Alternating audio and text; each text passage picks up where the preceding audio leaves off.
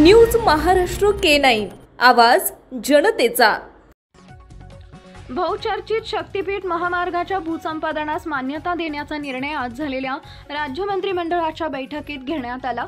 आदिवासी शासकीय वसतिगृहांमधील विद्यार्थ्यांच्या निर्वाह भत्ता, शैक्षणिक साहित्य खरेदी भत्ता व आहार भत्त्यांमध्ये वाढ करण्याबरोबरच महाराष्ट्र नागरी पायाभूत सुविधा विकास कर्ज योजनेअंतर्गत हडको संस्थेकडून घेण्यात येणाऱ्या 2000 कोटींच्या कर्जात शासन हमी देण्याचा निर्णय देखील घेण्यात आला आहे।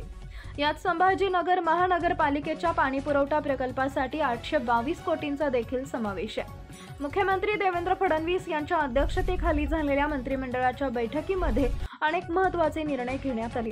त्यात महाराष्ट्र शक्तीपीठ महामार्ग प्रकल्पाच्या आखणीस तसेच भूसंपादनासाठी 20,000 कोटी रुपयांच्या तरतुदीस मान्यता देण्यात आली।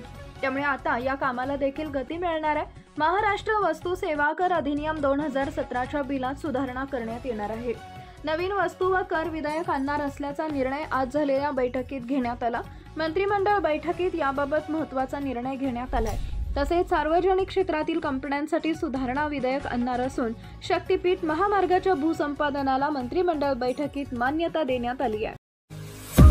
महाराष्ट्रातील महत्त्वाच्या आणि ताज्या बातम्या पाहण्यासाठी आमच्या न्यूज महाराष्ट्र K9 चॅनलला YouTube वर सबस्क्राइब करा आणि बेल आयकॉन प्रेस करा।